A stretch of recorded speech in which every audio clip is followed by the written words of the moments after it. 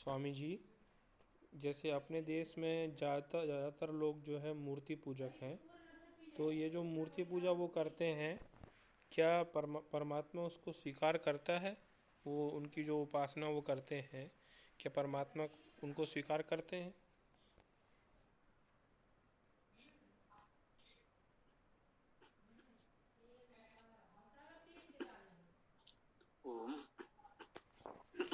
एक बात तो ये समझ लें कि परमात्मा को किसी प्रकार के पूजा उपासना की आवश्यकता नहीं। परमात्मा किसी भी प्रकार से की गई पूजा उपासना को स्वीकार या अस्वीकार नहीं करते। हम जो कुछ करते हैं स्वयं अपने लिए करते हैं, परमात्मा के लिए हम कुछ नहीं करते। परमात्मा को कोई आवश्यकता नहीं है कि लोग उसकी उपासना करें। यदि परमात्मा की ओर से ऐसा हो कि लोग उसकी उपासना करें, पूजा करें, किसी रूप में स्तुति प्रशंसा करें और वो प्रसन्न होकर उनके लिए कुछ कर दे, तो परमात्मा में और आज के इन धूर्त नेताओं में क्या अंतर रह जाएगा? उनकी चापलूसी करो तो वो कुछ भला कर देंगे। तो परमात्मा ऐसा चापलूसी प्रिय व्यक्ति तो नहीं हो सकता। तो ये स्पष्ट समझ लें कि जो भी हम स्तुति प्रार्थना उपासना किसी भी तरीके से करते हैं, वो कोई भी तरीका विश्व में प्रचलित हो सकता है। भारत में, किसी अन्य देश में, किसी भी मतांतर पंथ के अनुसार जो लोग जिस प्रकार से भी पूजा उपासना आदि अपने तरीके से करते हैं, परमात्मा को उससे कोई लेना देना नहीं होता। वह जो कुछ करते हैं, हमें केवल ये देखना है कि ऐसा करने से हमको, हमारे समाज को कुछ लाभ हो रहा है या हानि। केवल इस दृष्टि से आप विचार करें। परमात्मा को इसकी कोई आवश्यकता नहीं है। जो कुछ आवश्यकता है वो स्वयं हमको है। जो कुछ क्रिया कर्म हम करते हैं पूजा उपासना के नाम पर, उससे जो भी लाभ हानि होनी है वो हमको उस क्रिया कर्म के अनुसार होनी है। यदि मूर्त पूजा में जो भी प्रक्रिया अपनाई जा रही है, उससे हमको, समाज को, पर्यावरण को कोई लाभ होता है तो होगा, कोई हानि होती है तो वो भी होनी ही है। उसका परमात्मा के स्वीकार करने या न करने से कोई संबंध नहीं है। ओम। जी स्वामी जी, धन्यवाद।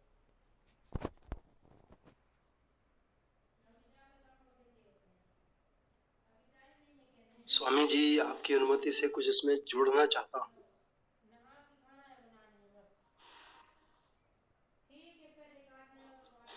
पहले एक बात हमको ये समझ लेना चाहिए कि परमात्मा कोई व्यक्ति या अलग से प्राणी नहीं, और जब वो व्यक्ति या प्राणी नहीं है तो निश्चित रूप से वह अदृश्य हुआ। तो जो अदृश्य है उसे हमारे किसी भी कर्मकांड की, पूजन उपासना की आवश्यकता क्यों है? अर्थात नहीं हुई। मेरी आ रही आपके पास?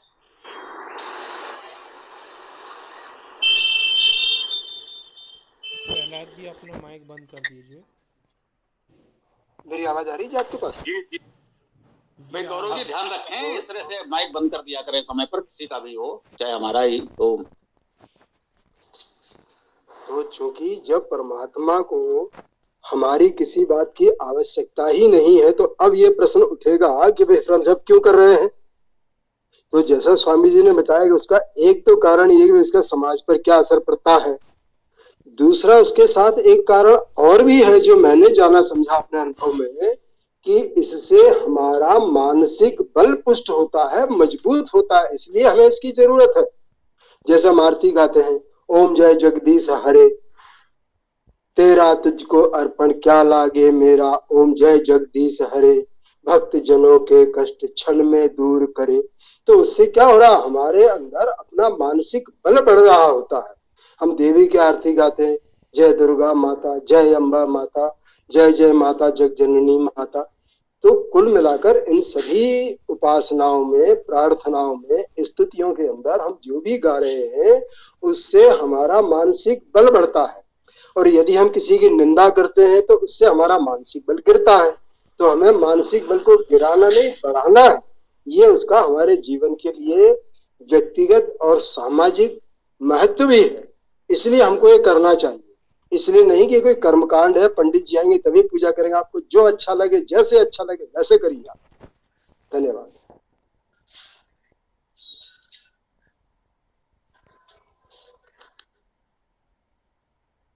जी प्रहलाद जी बोलें, आपको कुछ कहना है इस विषय पर, या कोई और प्रश्न विचार हो तो रख सकते हैं। ओम।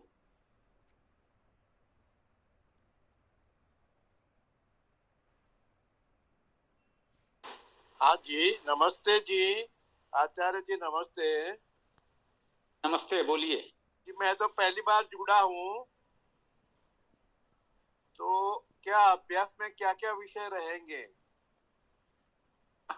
जी, ये रविवार का प्रातःकालीन सत्र है, ये साप्ताहिक सत्र है। इसमें सनातन धर्म से संबंधित कोई भी प्रश्न विचार रखे जा सकते हैं। ये बिल्कुल खुला सत्र है, इसमें कोई और अनुशासन बंधन नहीं है। सायंकालीन कक्षा नित्य सायंकाल 7:30 बजे होती है। उसमें एक वेद मंत्र की व्याख्या होती है और उस मंत्र से संबंधित, वेद से संबंधित ही प्रश्न होते हैं। साप्ताहिक सत्र इसीलिए रखा गया है कि अन्य जो भी विषय आपके मन में आए, धर्म संस्कृत के संबंध में हो, तो वो यहाँ पर आप अपने प्रश्न या विचार रख सकते हैं। अब ये है कि दलगत राजनीति पर तो चर्चा नहीं करेंगे, कौन सा नेता कौन सा दल अच्छा बुरा है, वो तो हमारे इस विषय में नहीं आएगा। लेकिन एक सैद्धांतिक पक्ष जो भी हमारे धर्म संस्कृति का है उस पर हम बात कर सकते हैं। जी धन्यवाद। मेरा प्रश्न ये है, आवाज आ रही है? बोलिए। हाँ, आवाज पहुंच रही है। तो मेरा प्रश्न ये है कि इतने सारे साहित्य हैं, 4 वेद, उपवेद वगैरह, ब्राह्मण ग्रंथ, तो क्या क्या पढ़ना चाहिए जीवन में कि आपका उद्धार हो, मतलब ईश्वर से प्रगति नजदीक पहुंचे? इतना सारा तो पढ़ नहीं सकते। मेन क्या जरूरी है पढ़ने के लिए, वो बताए कृपा करके। जी, बहुत उत्तम प्रश्न है। इस पर अभी हम लोगों ने सायंकालीन कक्षा में चर्चा की है, तो उसको अलग से भी इन लोगों ने क्लिप वीडियो बनाई हुई है, वो दे देंगे। फिर भी मैं आपको बताता हूं, हम लोगों की अवधारणा है वेद विश्व का प्राचीनतम ग्रंथ है और संपूर्ण धर्म संस्कृति का मूल आधार है। तो वेद ही पढ़ लें, वही हमारे लिए परम प्रमाण है, मूल प्रमाण है। अन्य ग्रंथों की प्रामाणिकता वेद पर निर्भर है। तो इस दृष्टि से, धर्म की दृष्टि से केवल और केवल वेद ही पढ़ना पर्याप्त है। किसी भी अन्य ग्रंथ की कोई आवश्यकता नहीं है। परंतु हाँ, विविध अन्य विषयों की जानकारी के लिए अन्य ग्रंथ चाहिए। यदि आपको चिकित्सक बनना है तो फिर आयुर्वेद पढ़ना पड़ेगा। पंचांग ज्योतिष आदि की जानकारी करनी है तो सूर्य सिद्धांत, आर्यभट्ट आदि जो उस विषय के ग्रंथ हैं वो पढ़ने पड़ेंगे। आपको दर्शन शास्त्र में विद्वान बनना है तो फिर आपको षट दर्शन और बौद्ध जैन चारवाक दर्शन आदि भी पढ़ने चाहिए। तो जिस विषय में आपकी रुचि है, वो अतिरिक्त रूप से आपको इतिहास भूगोल जानना है, सामाजिक परंपराएं जाननी है, तो पुराणों में बहुत सी जानकारी मिलेगी। परंतु धर्म का प्रमाण केवल और केवल वेद है, उसके अतिरिक्त किसी अन्य ग्रंथ की कोई आवश्यकता नहीं है।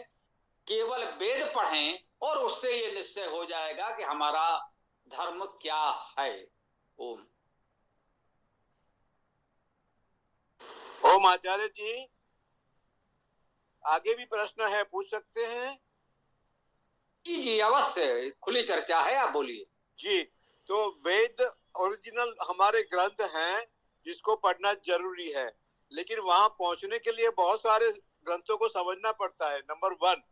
क्वेश्चन नंबर 2, हमें ऐसा समझाया जाता है, पढ़ने में आता है, सुनने में भी आता है गुरुजनों से, आचार्यों से, स्वामी जियों से, कि भाई अभी कुछ आपके समझ में आया नहीं आया, पढ़ते जाओ तो संस्कार तो बनेंगे, अगले जन्म में कहीं ना कहीं तो आपका उद्धार होने वाला है।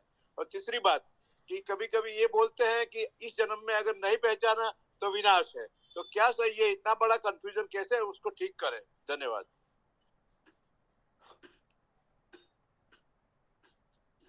बहुत उत्तम प्रश्न है, सबका समाधान होगा। ये विभिन्न बाबाओं द्वारा व्यक्त किए गए भ्रमात्मक विचार हैं जो आपने कहे कि लोग कहते हैं। तो लोग तो कुछ जानते समझते नहीं है और कुछ ना कुछ कहते रहते हैं, उसका कोई महत्व नहीं है। हमने आपको बताया धर्म के विषय में प्रमाण वेद और केवल वेद है, और वेद में कहीं ऐसा कुछ नहीं कहा गया है जो आपने बताया कि लोग कहते हैं। लोग क्या कहते हैं उस पर ध्यान न दें, वेद क्या कहता है इस पर ध्यान दें, और वेद का स्वाध्याय आप प्रारंभ कर दें। ये मेरी ओर से निश्चित है कि अब मुझे नहीं पता आपने अब तक वेद का कितना स्वाध्याय किया है या नहीं किया है। हमारे साथ ये नवयुवक विद्यार्थी जुड़े हैं जिनका वेद या संस्कृत से कोई परिचय नहीं था, और थोड़े समय हमारे साथ जुड़े रहे इन्हीं कक्षाओं में, और वो वेद की व्याख्या करने में समर्थ हैं। बहुत अच्छा नहीं, लेकिन प्रयास कर रहे हैं। तो यदि आप आज से शून्य से भी प्रारंभ करना चाहें तो कुछ समय में 1 मास 2 मास थोड़े से समय के अभ्यास आप करेंगे तो आपके अंदर एक आत्मविश्वास आ जाएगा कि हम वेद को पढ़ सकते हैं, समझ सकते हैं और दूसरों को समझा सकते हैं। वेद बहुत सरल है। वेद को पढ़ने समझने के लिए किसी अन्य ग्रंथ की कोई आवश्यकता नहीं है। संस्कृत भाषा व्याकरण की सामान्य सी जानकारी चाहिए। उसके लिए हमने एक तो जो हमारा वेद भाष्य है उसी में प्रत्येक शब्द का, उसमें धातु कौन सी है, वो सर्वनाम है, अव्यय है, आदि आदि संख्या है, क्या है, वो सब भी स्पष्ट लिख दिया है। और सरल संस्कृत व्याकरण की छोटी सी पुस्तक है, एक बार उसको केवल पढ़ लीजिए, उसको भी बहुत अभ्यास नहीं करना है, तो एक सामान्य जानकारी हो जाएगी। तो इतने में आप वेद को पढ़ सकते हैं, समझ सकते हैं। ये मैं पूरे आत्मविश्वास के साथ बहुत गंभीरता से कह रहा हूं, इसमें कहीं कोई भागने बचने की बात नहीं है। यदि आपने, आपके बच्चे ने अब तक वेद और संस्कृत के विषय में नहीं सुना है तो भी इस वेद कक्षा में लाइए, आप देखेंगे कुछ सप्ताह के पश्चात वो इसको करने लगेंगे। हमारा वेदायन भाष्य और एक वेदार्थ प्रकाश 2 पुस्तकें हैं, यदि संभव हो तो मंगा लें। पुस्तकें हमारी बहुत सी हैं, जिस लिंक से आप जुड़े हैं उसमें वेद कक्षा के भी वो हैं, पुस्तक सूची आदि नहीं है तो आप व्हाट्सएप कर देंगे, भेज दी जाएगी। परंतु केवल ये 2 पुस्तकें वेदायन भाष्य और वेदार्थ प्रकाश यदि आपके पास है और उसको थोड़ा सा पलट लीजिए। ये नहीं कह रहे हैं कि पहले आप उसके विद्वान हो जाएंगे तब पढ़ेंगे, आपको सहज भाव से समझ में आने लगेगा और ये आपके सारे प्रश्नों का निराकरण हो जाएगा। ये जो भी भ्रम है वो दूर हो जाएंगे। ओम। धन्यवाद आचार्य जी, बहुत बहुत अच्छी तरह से आपने एक्सप्लेन किया।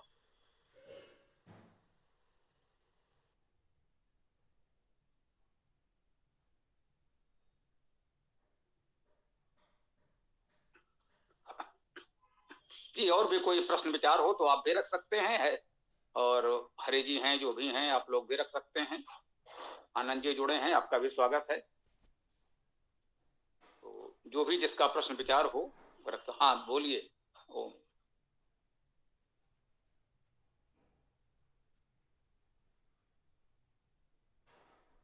जी आपने हाथ उठाया है, हरि जी मोता बोलिए। स्वामी जी, मैं चाहता हूँ पर्व से संबंधित आज जो है हमारा ये जो पर्व है दीपोत्सव पर्व, इस पर कुछ चर्चा हो जाए, कुछ इसके बारे में विस्तृत इस पर जो प्रकाश डालें। जी, यदि आप कुछ कहना चाहे तो कह सकते हैं, या हमसे चाहते हैं तो मैं जो संभव है बता देता हूँ। हाँ, क्यों मनाया जाता है, किस लिए मनाया जाता है और इसके पीछे क्या कारण है। जी ठीक है। तो देखिए, सामान्य रूप से तो यूं माने जो भी हमारे प्रमुख पर्व हैं ये ऋतु परिवर्तन और कृषि से संबंधित हैं। सामान्यतः जो भी पर्व हैं, जो महत्वपूर्ण पर्व, होली, दिवाली, इस प्रकार के जो बड़े पर्व हैं वो सामान्यतः कृषि उपज, जब नवीन अन्न आता है तो उस नवीन अन्न के आने के उत्साह में एक उत्सव जैसा मनाया जाता है। मुख्य रूप से तो उसका आधार यही है जो अति प्राचीन काल से किसी न किसी रूप में पूरे देश में मनाया जा रहा है। अब इतिहास क्रम में समय के साथ उसके साथ कुछ घटनाएं जुड़ती गई। संयोग बस जैसे बिल्कुल आधुनिक समझेंगे तो समझ में आ जाएगा। दीपावली पर्व के दिन महाराज दयानंद सरस्वती का निर्वाण हुआ, उनका निधन हुआ, जो भी कहेंगे। तो अब दीपावली पर्व महर्षि निर्वाण उत्सव के रूप में भी हर समाज में मनाया जाता है। तो निश्चित रूप से दीपावली महर्षि दयानंद के निर्वाण के लिए नहीं मनाया जाता, यह पर्व तो बहुत समय से मनाया जाता रहा है। तो उस पर्व के साथ एक घटना ये और जुड़ गई। ऐसे ही हो सकता है हजारों वर्ष पूर्व, कहते हैं महर्षि ये स्वामी महावीर जी के जीवन में भी ऐसी घटना हुई। तो जैन लोग इस दीपावली पर्व को स्वामी महावीर जी से जोड़कर मनाएंगे। ऐसे ही विभिन्न मतों संप्रदायों में विभिन्न स्थानीय आधार पर भी कहने हो सकता है किसी क्षेत्र विशेष में कोई बड़ी घटना इस दिन हो गई तो वहां पर इस पर्व को उससे जोड़कर विशेष रूप से मनाया जाएगा। वास्तव में मूलतः ये कृषि का ही पर्व है जो अनादि कह सकते हैं बहुत प्राचीन काल से किसी न किसी रूप में मनाया जा रहा है। बाद में जो भी घटनाएं हुई वो जुड़ती गई। हाँ, कभी कभी लोग कुछ घटनाओं को जानबूझकर जोड़ देते हैं, ऐसा भी कह सकते हैं। जैसे दीपावली पर्व मनाया जा रहा है, अब उनको लगा कि ऐसे हमारा कोई पर्व बने, कल्पना करें किसी समय उसका उतनी मान्यता न रही हो और किसी ने उसको मान्यता दिलाने के लिए प्रचार कर दिया कि दीपावली के दिन ऐसा भी हुआ था। अब ऐसा उस दीपावली के दिन हुआ था या नहीं हुआ था, लेकिन उसको उससे जोड़ दिया कि भाई दीपावली तो लोग मनाएंगे ही, साथ में हमारे इस महापुरुष का भी ध्यान कर लेंगे। मुझे लगता है कि जो इसको राम के राज्याभिषेक से जोड़ा जा रहा है ये कुछ ऐसा ही है, क्योंकि जो वाल्मीकि रामायण का तिथक्रम जो व्यवस्थाएं आदि हैं तो उससे ये तो नहीं लगता कि दीपावली के दिन राम अयोध्या लौटे होंगे या राज्याभिषेक हुआ होगा, वह तो तिथक्रम नहीं मिलता। राम की अयोध्या वापसी चैत्र मास में होती है, तो चैत्र मास में वो लौटे हों और कार्तिक तक उत्सव कार्तिक में मनाया गया हो, ये बात तो समझ में नहीं आती। या राज्याभिषेक भी इतने दिन क्यों विलंबित रहा होगा? ये तो कहें भाई चैत्र में वो आ गए थे, राज्याभिषेक कार्तिक में हुआ होगा, तो भाई इतने समय का राज्याभिषेक में विलंब क्यों किया जाएगा? तो ये बात थोड़ा सा हमको ये देखनी चाहिए। सामान्यतः ऐतिहासिक घटनाएं जुड़ जाती हैं, ये सत्य है, परंतु राम के अयोध्या आगमन के बाद जो इसके साथ जोड़ी जा रही है ये ऐसा लगता है कुछ उस प्रकार से जोड़ी गई जैसा कि हमने बताया कि उस समय कुछ राम भक्त संप्रदाय खड़ा हो रहा होगा, राम भक्ति का उस समय इतना प्रचार नहीं रहा होगा, तो उन्होंने कहा होगा चलो भाई दीपावली से इसको जोड़ दो कि भाई दीपावली इसलिए भी मनाया जाता है तो इससे जो है राम भक्ति का अधिक प्रचार हो जाएगा। अब इस समय तो राम भक्ति का इतना अधिक प्रचार है कि दीपावली से ना भी जोड़िए तो भी राम, अब कहिए कि दीपावली का महत्व राम के कारण अधिक माना जाने लगा, पहले राम का महत्व बढ़ाने के लिए संभवतः दीपावली से जोड़ा गया होगा। तो इस तरह की कुछ बातें चलती रहती हैं, लेकिन पर्वों का मुख्य आधार कृषि है, ऐसा हम लोगों के कह सकते हैं जानकारी में, स्वाध्याय चिंतन में निष्कर्ष में आया है। और आप लोगों के विचार अलग हो सकते हैं, उसका स्वागत है। आवश्यक नहीं कि सब लोग हमारे विचारों से सहमत हों, आप अपनी बात रख सकते हैं, अलग विचार हैं तो भी रख सकते हैं। ओम।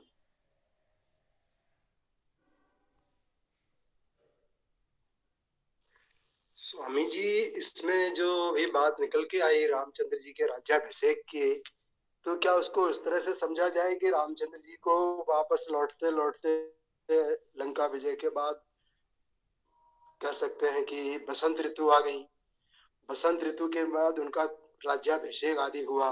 इस सारे कार्यक्रमों में चलते चलते ग्रीष्म ऋतु समाप्त हो गई, वर्षा ऋतु आरंभ हो गई, और वर्षा ऋतु जब आरंभ हो गई तो सारी क्रियाकलाप रुक जाते हैं। अब चूंकि शुरू होता है अपना अश्विन से, थोड़ी सी वातावरण में खुशहाली आती है, बादल छट जाते हैं, तो इसलिए इसको रखा गया हो। क्या इसको ये भी कोई संभावना दिखाई देती है? मैंने कहा ना, यदि बसंत ऋतु में चैत्र में अयोध्या आगमन हो जाता है तो राज्याभिषेक को कार्तिक तक विलंबित रखने की बात तो समझ में नहीं आती।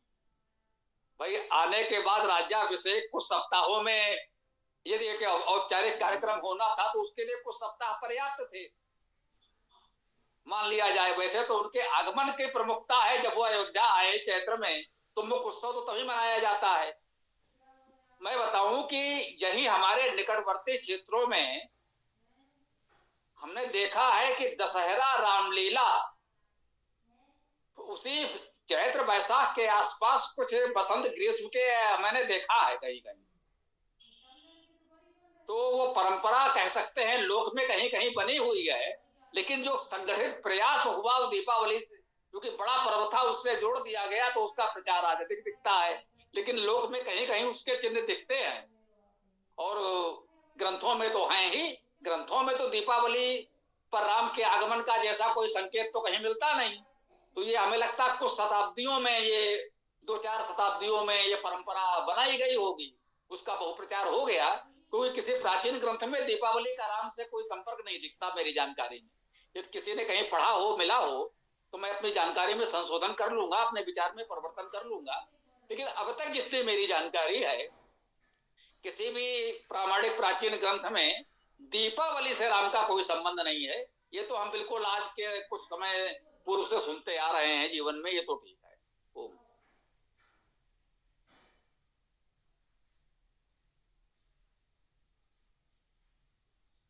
स्वामी जी, क्या दीपावली के अंदर जो ऐसे आतिशबाजी चलाई जाती है तो मुझे ऐसा लगता है, जैसा एक तो आपने कहा कि कृषि पर्व है, ये तो स्थापित है, क्योंकि जो ये मुगल काल चला जहां से हमारे साथ में आताताई आदि बढ़ते गए, उनके साथ जनता के बीच में एक युद्धाभ्यास बना रहे और लोग उससे भयभीत ना होकर उसको एक आनंद के रूप में मनाते हुए अभ्यस्त बने, उसके लिए आतिशबाजी शुरू हुई हो, क्या ऐसी संभावना लगती है आपको? देखिए, इस तरह कल्पनाएं तो कुछ भी कर सकते हैं, उसका कोई अंत नहीं है। ये देखना होगा कि इतिहास में या कहीं कोई ऐसा उल्लेख मिलता है कि आतिशबाजी को इस तरह से हमारे सनातन धर्म के समाज ने कहीं विधिवत प्रारंभ किया हो। ऐसा तो नहीं हुआ।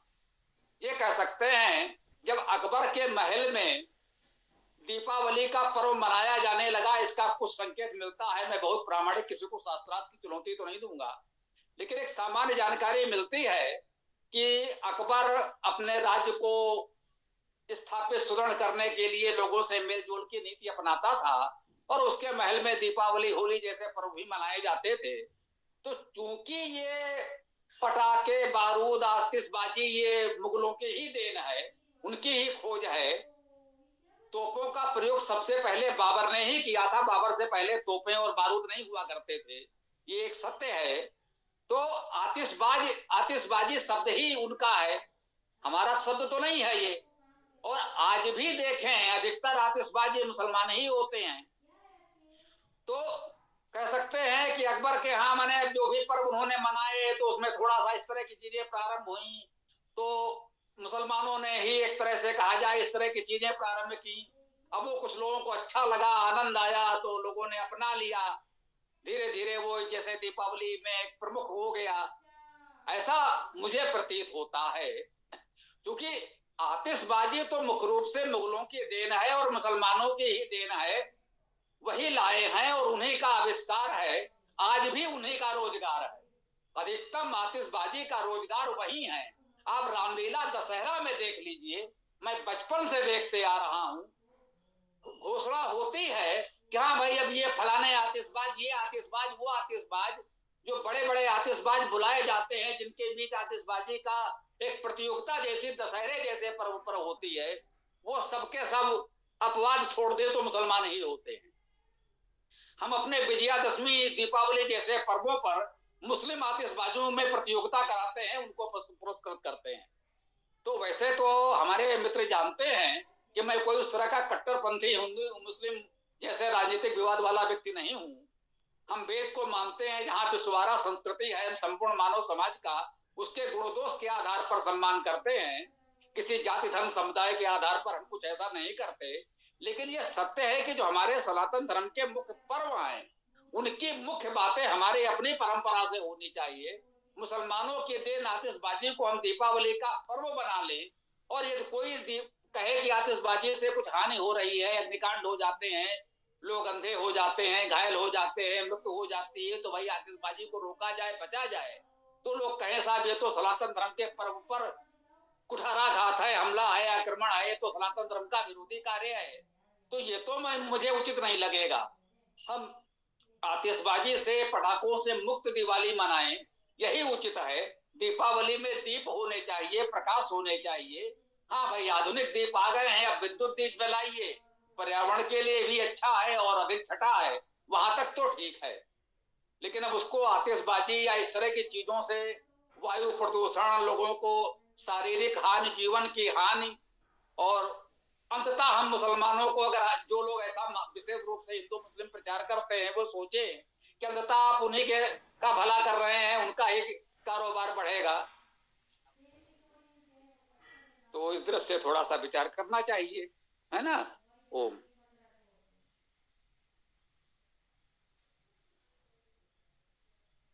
तो लोगों ने हाथ खड़े किए हैं, जो बोलना हो बोलिए, निश्चिंत होकर बोलिए, स्वागत है। ओम। ओम। स्वामी जी, अभी अभी सुप्रीम कोर्ट ने भी ऐसा बोला है कि दारू खाना नहीं फोड़ना चाहिए, पॉल्यूशन इतना खराब होता है कि सांस लेने में भी दिक्कत पड़ती है। और दूसरा, वो जो आतिशबाजी है, वो तो हमारे पैसे को हम आग लगा रहे हैं, इसमें कौन सी बुद्धिमत्ता है। तो ये तो होना भी नहीं चाहिए। आपके साथ बात के साथ हम सहमत हैं, बिल्कुल आनंद आया, धन्यवाद जी। आभार आपको। ऐसे ही हम लोग जागरूकता लाएंगे तो समाज में कुप्रथाएं समाप्त होगी और उत्तम प्रथाओं का निर्माण भी होगा। ओम। क्या हरि जी कुछ और कहना चाह रहे हैं, बताएं। स्वामी जी, ये है द्यूत क्रीड़ा से भी लोग आजकल लोग जोड़कर देखते हैं। मेरी आवाज आ रही है स्वामी जी?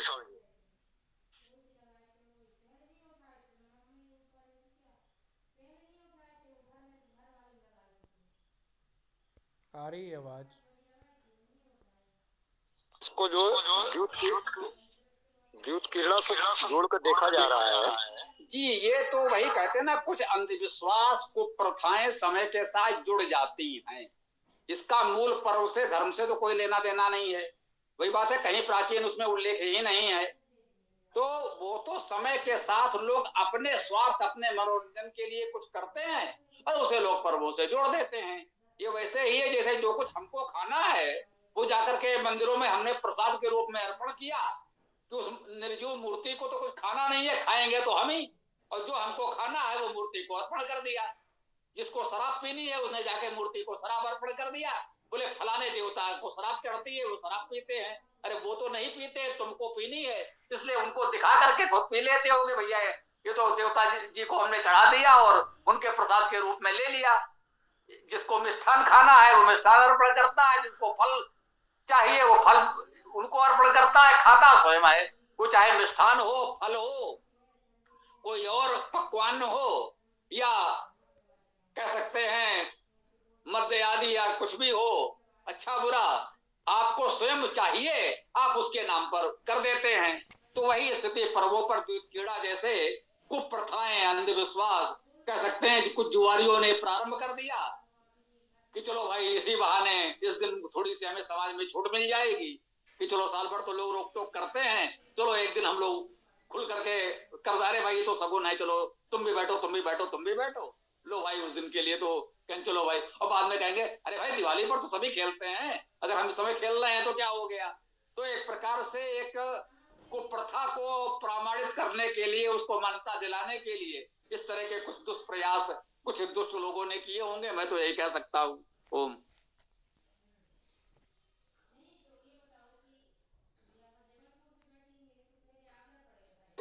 बहुत बहुत धन्यवाद, अति उत्तम जानकारी।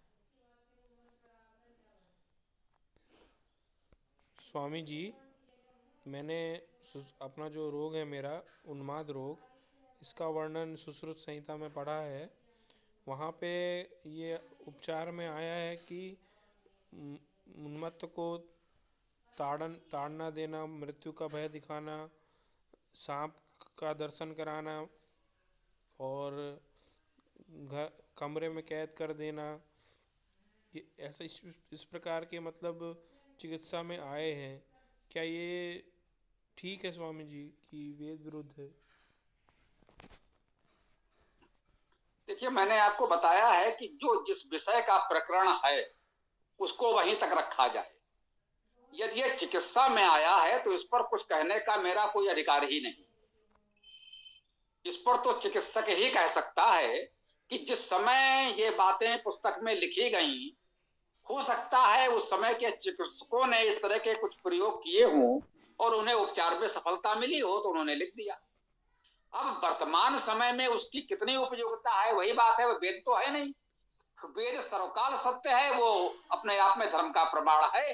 अन्य ग्रंथ किसी विषय विशेष के हैं और उसके अनुसार उसमें जितना जो कुछ उचित होता है वो लोग करते हैं।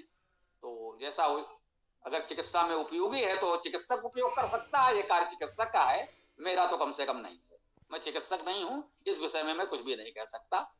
आप वेद की बात करेंगे इतना कह दूंगा भाई वेद में ऐसा कुछ नहीं है, बात समाप्त। जी ओम। जी धन्यवाद स्वामी जी। धन्यवाद स्वामी।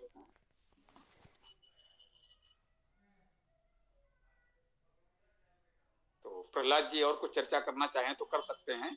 आज पर्व का दिन है इसलिए लोग संभवतः छोड़ रहे हैं, तो आज इतना समय हो गया, समाप्त। जी बोलिए। जी, विद्वानों से भी थोड़ा सुना है, मेरा नहीं है ये, कि जो त्योहार आते हैं ना वो 4 भाग में बांटे जाते हैं। ब्राह्मण के त्योहार अलग होते हैं, क्षत्रिय के अलग, वैश्य के अलग और शूद्रों के अलग।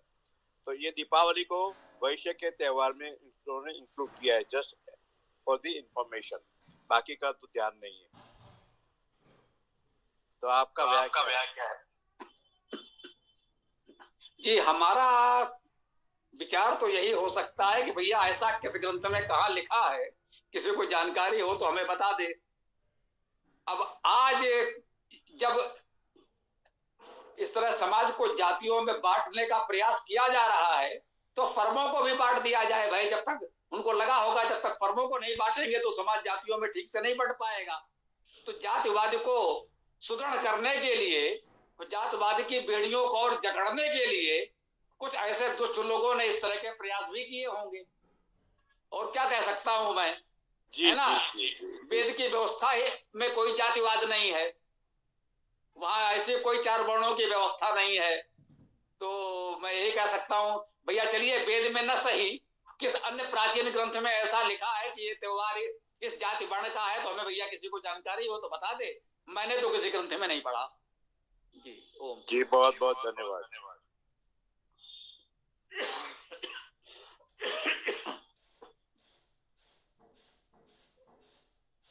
जी मनीष जी कुछ बताएंगे, कुछ कहना चाहेंगे?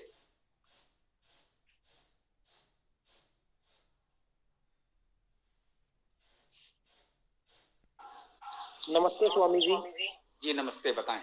जी मैं बिल्कुल ये इस बात से सहमत हूँ कि ये जो श्री राम जी वाला विषय था कि श्री राम जी चैत्र मास में आए थे, तो मेरा भी यही मानना है कि दीपावली का और ये जो अभी पर्व मनाया जा रहा है श्री राम जी से, इसका आने का इस दिन की वो इसी दिन ही आए थे, ऐसा कोई विषय है नहीं।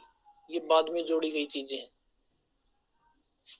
और बाकी जो आपने बताया वो जानकारी के लिए और ज्यादा बढ़ गई ये जानकारी, इसके लिए आपका धन्यवाद।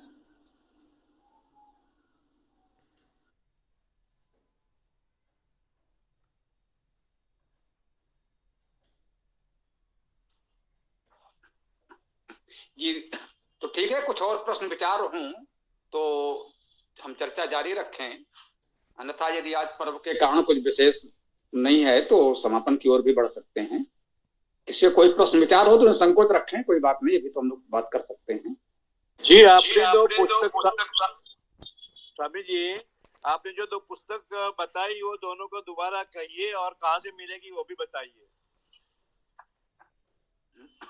ये 2 पुस्तकें हमने बताई हैं, वेदायन भाष्य और वेदार्थ प्रकाश। वेदायन भाष्य में चारों वेदों के चुने हुए सूक्त हैं और प्रत्येक मंत्र के प्रत्येक शब्द का प्रमाण सहित अर्थ दिया गया है। उसमें मंत्रार्थ है, भावार्थ है, निरुक्त है, मतलब कौन सा शब्द किस धातु से बना है, वो सर्वनाम है, अव्यय है, संख्या क्या है, वो सब भी उसमें दिया हुआ है, पूरा प्रमाण सहित है। तो जिसका वेद संस्कृत से परिचय नहीं है उसको पढ़ करके वो वेद को बहुत अच्छी तरह समझ सकता है। इसी प्रकार हमारा चारों वेदों का जो भी संभव हो सका है भाष्य भी किया है हमने, और भी पुस्तकें हैं। तो वेदार्थ प्रकाश में वेद और वैदिक साहित्य के विषय में जानकारी दी गई है कि किस वेद में क्या है, कितने मंडल, कांड, अनुवाद, सूक्त आदि हैं, वो सब, और वेद, वेदांग, उपवेद आदि जो भी ग्रंथ हैं उन सब के विषय में पुराण आदि का भी थोड़ा उल्लेख है। तो उन सब के वैदिक साहित्य के जानकारी और सब उसमें पढ़ने पढ़ाने का जो भी तरीका, बहुत कुछ उसमें दिया गया है। तो ये दोनों पुस्तकों से मुझे लगता है पर्याप्त जानकारी मिल जाएगी। और मिलने के लिए जो गौरव जी आज के होस्ट हैं, जिस लिंक से भी आप जुड़े हैं उसमें हमारा, गौरव जी का, पुलकित जी का, कुछ लोगों के नंबर होते हैं। तो आप हमको या गौरव जी को व्हाट्सएप कर दीजिए अपना नाम जी, तो ये जानकारी आपको वहीं व्हाट्सएप पर दे दी जाएगी। और फिर गौरव जी के नंबर पर आप किसी भी ऑनलाइन माध्यम से कुछ सहयोग राशि भेज दीजिएगा, तो हम लोग प्रयास करते हैं जो भी आप भेजेंगे उससे अधिक का कुछ साहित्य जो हमसे संभव होगा भेज देंगे। जरूर जरूर, धन्यवाद धन्यवाद जी, बहुत आनंद मिला जी, आभार। तो बताएं किसी और को कोई चर्चा करनी है तो हम चर्चा को आगे बढ़ाएं। स्वामी जी, लगभग सभी लोग संगीत सुनते हैं, और संगीत में कुछ लोग ऐसे होते हैं जिनको सैड सॉन्ग सुनना ज़्यादा पसंद होता है। उनको ऐसा लगता है कि सैड सॉन्ग सुनने से उनका जो है मतलब दुख दूर हो जाता है। कई लोग ये कहते हैं कि नहीं, सैड सॉन्ग्स नहीं सुनना चाहिए, क्योंकि सैड सॉन्ग सुनने से और डिप्रेशन में चला जाता है आदमी। तो क्या सही है स्वामी जी, सैड सॉन्ग सुनना चाहिए कि हैप्पी सॉन्ग? देखिए, बात तो ठीक है, मन वैसे ही दुखी है, और जब उसी तरह के दुख भरी बातें, गाने या कुछ भी हम सुनते हैं तो कह सकते हैं क्षणिक सहानुभूत जैसे अनुभव होता है कि एक हम ही नहीं दुखी हैं, दूसरे भी दुखी। तो इतना एक मन को छोटा सा सहारा मिलता है, तो इसलिए कभी कभी लोगों को थोड़ा सा अच्छा लगता है कि हाँ, एक हम ही इस दुख से दुखी नहीं है, औरों को भी इसी प्रकार के दुख हैं, तो थोड़ा सा मन उस तरफ बढ़ता है, ये संभव है। लेकिन ये सत्य है कि भाई हम तो वैसे ही दुखी हैं, और दूसरों के उसी तरह की बातें देखें तो हम यही कहते हैं कि बिल्कुल ऐसी दृश्य में आपको हास्य देखना सुनना चाहिए, थोड़ा सा मन प्रसन्न हो, अच्छी बात है। यदि मनोरंजन की ही बात करें तो हम कहेंगे आप हास्य देखें, हास्य सुने तो अच्छा होगा, या कुछ और सकारात्मक पक्ष जो भी हो सकता है, जैसे कह सकते हैं अध्यात्म, भजन, या और भी सकारात्मक प्रेरणादायी उपदेश गीत सुने तो अच्छा रहेगा मेरे विचार से। बाकी ये तो सबका अलग अलग अनुभव है, और जो मनोविज्ञान के विशेष जानकार हैं वो इस पर और अच्छा बता सकते हैं, उनका मत अधिक प्रामाणिक होगा मेरी तुलना में, मैं यही कह सकता हूँ। ओम। मतलब स्वामी जी हम दोनों प्रकार के गाने सुन सकते हैं?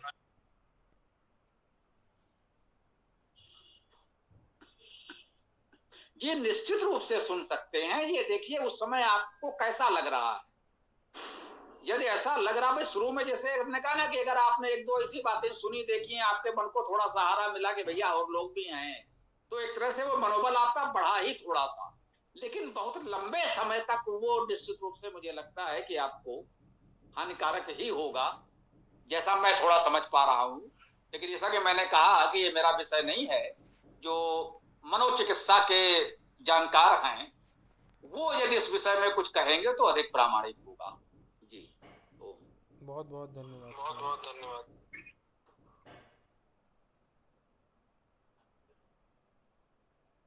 जी। और किसी को कुछ कहना हो, कोई विचार हो तो रखिए, अन्यथा अब समापन की ओर भी बढ़ सकते हैं। हाँ, हम लोग प्रत्येक कक्षा में वेदाष्टक का पाठ करते हैं। वेदाष्टक का अर्थ है चारों वेदों के प्रथम और अंतिम मंत्र। वैसे तो हमने जब सबसे पहले ये वेदायन का सबसे पहला संस्करण निकाला था वेद सूक्तायन के नाम से, तो यही कहा था चारों वेदों के प्रथम और अंतिम सूक्त, 8 और कुछ अन्य, तो 15 सूक्तों का संकलन पहला निकला था। अब तो वेदायन उससे बहुत बड़ा हो गया है, तो प्रथम और अंतिम सूक्त ही लेकर चल रहे थे। लेकिन नित्य पाठ के लिए 8 सूक्तों का पाठ व्यवहारिक नहीं होता, इसलिए चारों वेदों के प्रथम और अंतिम मंत्र लिए हैं, उसको वेदाष्टक का नाम दिया है, और उस वेदाष्टक का पाठ हम नित्य कक्षा में करते हैं।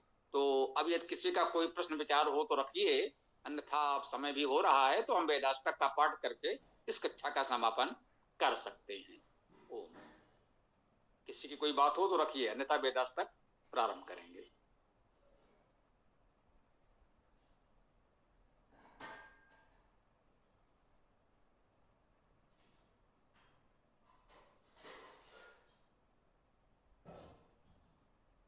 चलिए वेदाष्टक प्रारंभ कर दीजिए ईसापुत्र जी, क्योंकि और कहीं से कोई प्रश्न नहीं आ रहा है। ओम। जी स्वामी जी। ओम अग्निमीडे पुरोहितं यज्ञस्य देवं ऋत्विजं होतारं रत्नधातमं